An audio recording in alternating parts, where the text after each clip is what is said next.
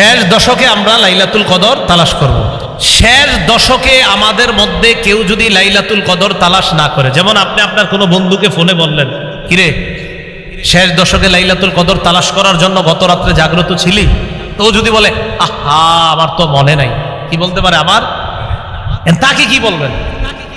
তাকে তখন মুসলিম শরীফের একটা হাদিস শোনায় দিতে হবে সান্ত্বনামূলক। মুসলিম শরীফের হাদিস, এই হাদিসের মধ্যে রাসূল সাল্লাল্লাহু আলাইহি সাল্লাম বলেন, ওনার সাহাবী আব্দুল্লাহ ইবনে ওমর রাদিয়াল্লাহু তাআলা আনহুমার বর্ণনা, তিনি বলেন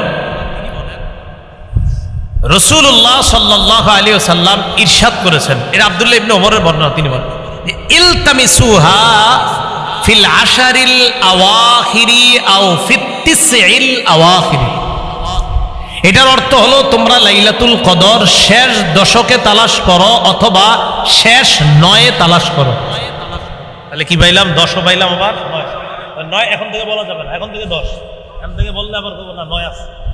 যদি কেউ ভুলে যায় তাকে বলবেন তুমি যেহেতু 10-এর কথা ভুলে গেছো, তো ঠিক আছে শেষ নয়ে লাইলাতুল কদর তালাশ করো।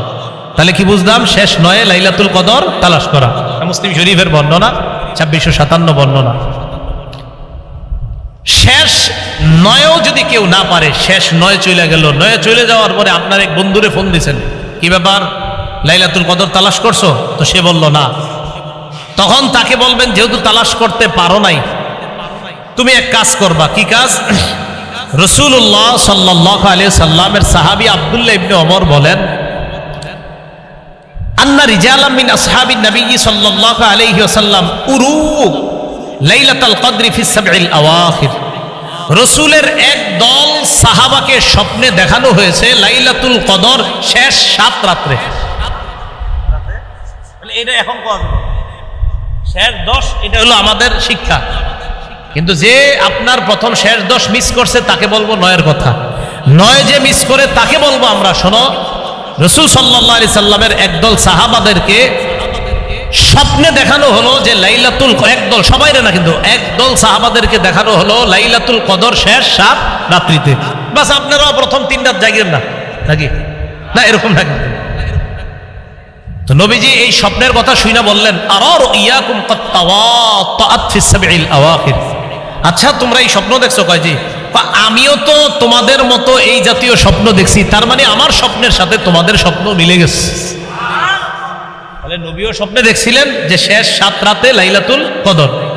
এই হাদিস কারে বলবেন বলেন তো? যে প্রথম 3 রাত মিস করবে। এখন আপনার আত্মীয় স্বজনের মধ্যে প্রথম 3 রাতে কেউ অসুস্থ অথবা দুর্বল, খুব মন দিয়ে শোনেন, তাকে কি বলবেন? ফোন দিলেন, কি ব্যাপার লাইলাতুল কদরের আশায় গত 2-3 রাত জাগছেন? তো সে বলবে আর বইলো না ভাই, জ্বরে আছি, দুর্বল হয়ে গেছি এরকম।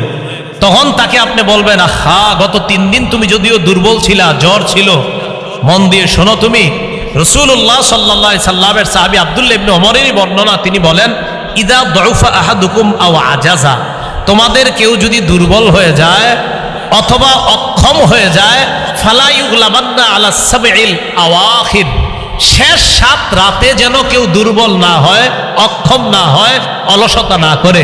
অলসতা 3 দিন করছো ভালো কথা, শেষ 7 রাত্রে আর অলসতাও করো না, দুর্বলও থাইকো না, তাড়াতাড়ি ওষুধ খায়া সবল হওয়ার চেষ্টা করো। শেষ রাত মিস করা যাবে না। তাহলে যদি কেউ অসুস্থ থাকে, দুর্বল থাকে, তারে ওষুধ খাওয়ান আজকে থেকে, যে না মিস করা যাবে না। এরে আজকে থেকে খাওয়াবেন কেন? শেষ 10 রাত যাতে সে মিস না করে। শেষ 10 রাতে যদি সুস্থ না হয়, যদি 2-3 দিন চলে যায়, শেষ 7 রাতে যেন সুস্থতার সাথে ইবাদত করতে পারে, এজন্য এখন থেকে চেষ্টা করা। তাহলে আমি আপনাদেরকে, আপনারা এই জায়গায় যারা আছেন, বলেন আমরা লাইলাতুল কদর তালাশ করব শেষ 7 রাতে। আমাদের মাঝে কোনো গাফেল যদি 10 রাতের কথা ভুলে যায় তাকে কি বলবো? 9-এর কথাও যদি কোনো গাফেল ভুলে যায় তাকে কি বলবো? বুঝে আসছে সবার?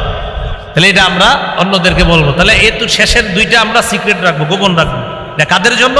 যারা অলসতা করবে, গাফেল হবে, তাদেরকে আমরা তখন বলবো এই সাবধান, তুমি শেষ 7 রাত এগুলো কিন্তু মিস করা যাবে না। আল্লাহ কথাগুলো বুঝার তৌফিক দান করেন।